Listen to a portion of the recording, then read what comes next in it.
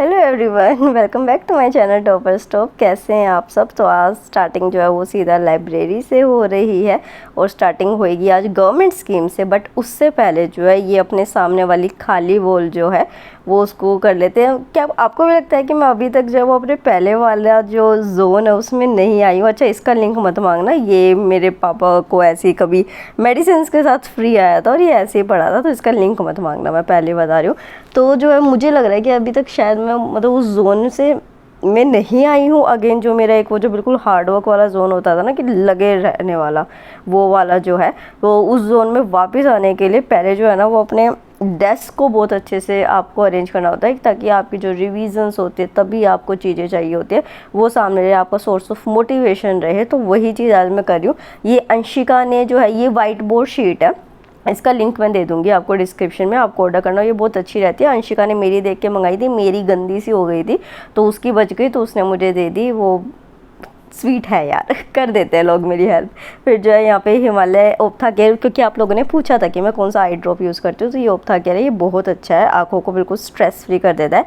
उसके बाद जो अपना नेशनल एम्बलम है उसको सामने रख के, अपना पेन स्टैंड रख के, और आपने पेन पूछा था तो ये सेलो का पेंटोनिक पेन है, तो इसको मैं यूज़ करती हूँ। ये मेरी बहुत अच्छी तरीके से हेल्प करता है। तो अगेन जैसे मैं स्टार्टिंग में किया करती थी कि मैं हमेशा अपने टारगेट नोट किया करती थी, तो वो मैं यहाँ पे नोट कर रही हूँ। और आज के मेरे टारगेट में फर्स्ट रहने वाला है गवर्नमेंट स्कीम, सेकंड एसए को करेंगे, थर्ड ज्योग्राफी को करेंगे, फोर्थ एथिक्स को करेंगे और लास्ट में हिंदी को करेंगे। तो शुरुआत जो है वो गवर्नमेंट स्कीम से करते हैं। गवर्नमेंट स्कीम्स जो हैं वो, ये देख लो मैंने पेन की कैप निकाल दिए। एक सब्सक्राइबर ने मुझे रिकमेंड किया था कि आप पेन की कैप निकाल के पढ़िए, तो आपके सजेशन सर आँखों पर जो भी आप बताएंगे सही हैं। तो उसके साथ ही मैं ये करने लगी हूँ गवर्नमेंट स्कीम्स को। गवर्नमेंट स्कीम्स जो होती है वो आपको मार्केट में बहुत ईजिली मिल जाती है, बहुत सारे इंस्टीट्यूट्स के कंपाइलेशंस मिल जाते हैं, तो आप उसको चेक कीजिए, जो सा आपको बेटर लगे आप उसको परचेज़ कर लीजिए। बट गवर्नमेंट स्कीम अभी से आप करना शुरू कर दीजिए, बिकॉज गवर्नमेंट स्कीम बहुत सारी होती है, उसका डाटा बहुत सारा होता है जो हमारे प्री और मेंस के पर्पज़ से जो होता है वो हमें चाहिए होता है।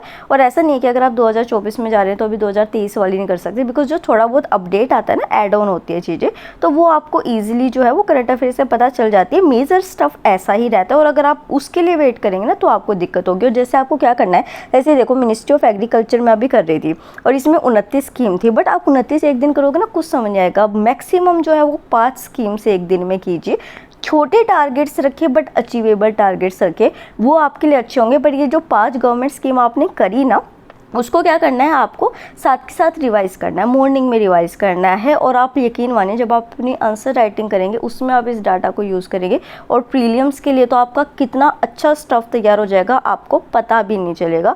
और उसी के साथ जो है, जैसे हम सभी को पता है कि PWUPSC वाला जो है उन्होंने बहुत अच्छी जो है अभी हमें रिजल्ट्स दिखाए हैं UPSC 2023 के, तो इन्होंने जो है वो अपनी ऑफरिंग्स लाए हैं दोबारा। प्रहार 2024 इंग्लिश बैच जो है वो 5 जून से शुरू हो चुका है। ये हिंदी में भी अवेलेबल है, ये आपको 8,999 में मिलता है। टाइटन 2024 जो 3 जुलाई से स्टार्ट हुआ है वो आपको सेम प्राइस में मिलता है। और उसी के साथ संकल्प 2025 इंग्लिश एंड हिंदी में 12 जून से शुरू हुआ और 10,999 की मियर अमाउंट में आपको ये अवेल हो जाते हैं, जो हम सभी के लिए बहुत अफोर्डेबल है। और उसी के साथ अगर आप चाहते हैं कि आप कंप्लीट 360 डिग्री प्रिपरेशन करें तो 4,999 में आप अपनी कंप्लीट प्रिपरेशन कर सकते हैं, जिसमें आपको बेसिक प्लस प्रीमियम ऑफरिंग्स जो है वो मिलती है। तो अपने गोल को अचीव करने के लिए आप इजीली PW ओनली IAS के साथ अपनी प्रिपरेशन को जो है वो शुरू कर सकते हैं। उसी के साथ अगर आप मेरा कूपन कोड लगाते हैं TS500 तो आपको 500 रुपीज़ का डिस्काउंट भी मिलता है। और उसी के साथ UPSC संपूर्ण टेक्स्ट बुक जो है उसका अमेजोन लिंक मैं आपको डिस्क्रिप्शन बॉक्स में दूंगी, आप वो चेक कीजिए। बुक्स बहुत अफोर्डेबल है और अच्छी है, तो आप ओनली IAS PW के साथ जो है वो अभी से अपनी तैयारी को शुरू कर दीजिए, ताकि जब तक एग्जाम आए आप फुल फ्लेजली तैयार हो सके। तो link is in description box, don't forget to check out link. उसके बाद जो है वो जैसे कि मैंने अभी आपको बताया कि 5 गवर्नमेंट स्कीम करी, पर उन 5 गवर्नमेंट स्कीम को साथ के साथ रिवाइज़ किया। अब हमारा जो मेजर स्ट्रेटजी रहने वाला है, जैसे ये अभी मेरा मेंस है, चाहे मैं उसके लिए बात कर लूँ, चाहे आप अगले साल के अपने प्रीलिम्स की बात कर लेते हैं, तो जो है वो आपको यही करना है कि जो भी चीज़ पढ़ोगे ना उसको तभी रिवाइज़ कर लो। यकीन मानो अगर 20 मिनट लगे हैं ना उस चीज़ को पहली बारी में पढ़ने में, अब जब रिवाइज़ करोगे ना मुश्किल से 5 मिनट लगेंगे। एक चीज़ जो प्लस आपको ऐड ऑन करनी है, ये बहुत इंपॉर्टेंट, मैं आपको जो है ना वो स्ट्रेटजी की बताऊँ तो ध्यान से सुनना।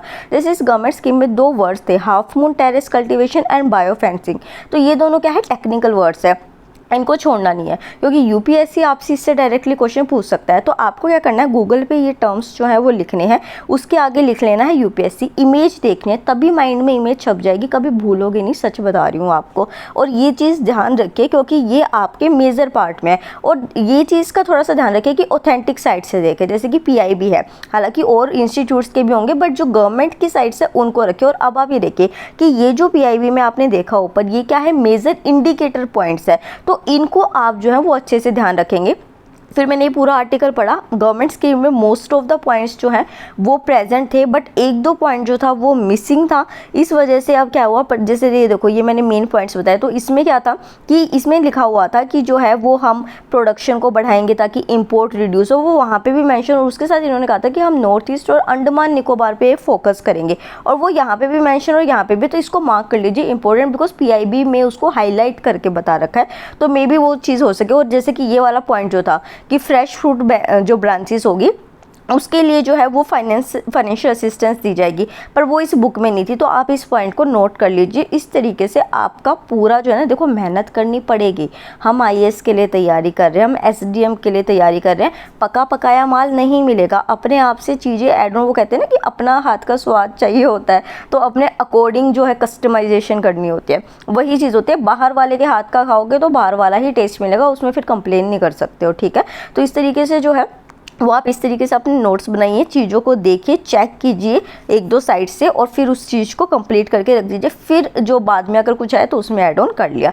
तो इस तरीके से करना है। गवर्नमेंट स्कीम आई होप आपको समझ आ गई होगी अच्छे से किस तरीके से करनी है, और ये डाटा आप और में भी यूज़ कर सकते हैं, मतलब स्ट्रैटेजी। फिर जो है वो मैं यहाँ पे ज्योग्राफी कर रही हूँ। ज्योग्राफी के मेजर स्टार्टिंग वाले पोर्शन जो है वो मेरे कंप्लीट हो गया, और जो मेंस वाले आंसर्स है वो मैं साथ के साथ अलग से कर ही रही हूँ। अगले व्लॉग में वो भी दिखाऊंगी। यार मैं पूरी कोशिश करती हूँ कि अगर आप 14-15 मिनट अपने मेरे व्लॉग पे लगा रहे हैं ना, तो एटलीस्ट आप कुछ ना कुछ सीख के जाए। मुझे वो चीज़ पसंद नहीं है कि बस सामने बैठ गई मैं और लिखती जा रही हूँ। तो आई होप मे बी आपको मेरे व्लॉग्स इतने अच्छे ना लगते हो, इस वजह से कि बहुत इन्फॉर्मेशन हो जाती है। बट मेरे को लगता है कि अगर आप यहाँ पर आए हो तो वापस आप कुछ लेके जाओ, ठीक है। तो यहाँ पर जो है और मैं ज्योग्राफी कर रही हूँ, और पता नहीं मैं इतना क्यों ऑफेंड हो जाती हूँ यार आजकल में। मुझे एक बाल फेस पे नहीं चाहिए ज़रा सा भी। एक तो गर्मी थी, चुभने वाली गर्मी सी हो रखी है ना, मेरे को ऐसी इरिटेशन हुई रहती है उस चीज़ को लेके।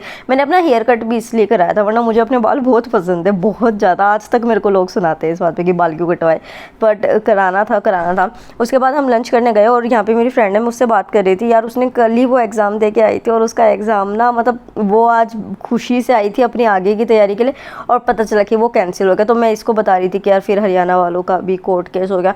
ये चीज़ ना बहुत ख़राब होती है। मतलब वो लोग सोचते नहीं कि किसी एक स्टूडेंट की कितनी सारी उम्मीदें जो होती है वो एक एग्ज़ाम से जुड़ी होती है, कितना सब कुछ उसकी ज़िंदगी में इधर से उधर हो सकता है सिर्फ एक एग्ज़ाम पे।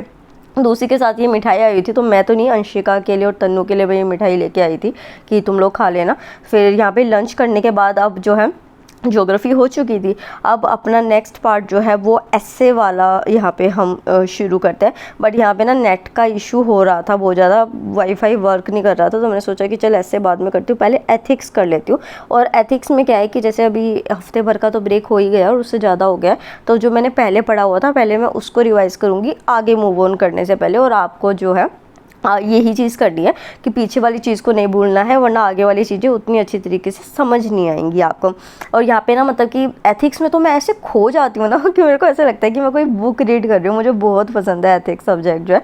तो आपको भी मैं एक चीज़ कहना चाहूँगी कि अगर आपने को अभी शुरुआत कर रहे हो ना आप, तो शुरुआत ना एथिक्स से करो। एक तो पता है क्या फ़ायदा है कि जैसे हम जो स्टैटिक पोर्शंस पढ़ते हैं वो ना बोर हो जाते हैं हम उस चीज़ को पढ़ के। और एथिक्स एक ऐसी चीज़ है जो हमारी लाइफ में खुद मोरल वैल्यूज़ को ऐड करती है, हमें अच्छा लगता है, क्योंकि अच्छी बात है। अगर आपकी वाइब्स ऐसी है ना तो आपको अच्छी बातें पढ़ के अच्छा लगेगा और आप उनको इम्प्लीमेंट करोगे, तो ये आपका एक ब्रेक वाला जो है काम करेगा। और ये इंपॉर्टेंट भी होता है। जैसे कि यहाँ पे देखो, जैसे मैं एक रिलीजियस पर्सन हूँ, यहाँ पे एक लाइन थी, one can be very ethical without being religious but can not be religious without being ethical. ये लाइन मुझे इतनी ज़्यादा अच्छी लगी कि मैं इसको डायरेक्टली अपने इंटरव्यू में यूज़ कर सकती हूँ, इस वजह से मैंने इसको हाईलाइट किया। तो ऐसे एथिक्स जो है ना वो आपकी हेल्प करता है, आपको ब्रेक भी देता है, प्लस आपके मार्क्स भी फैच कराएगा आगे जाके ये।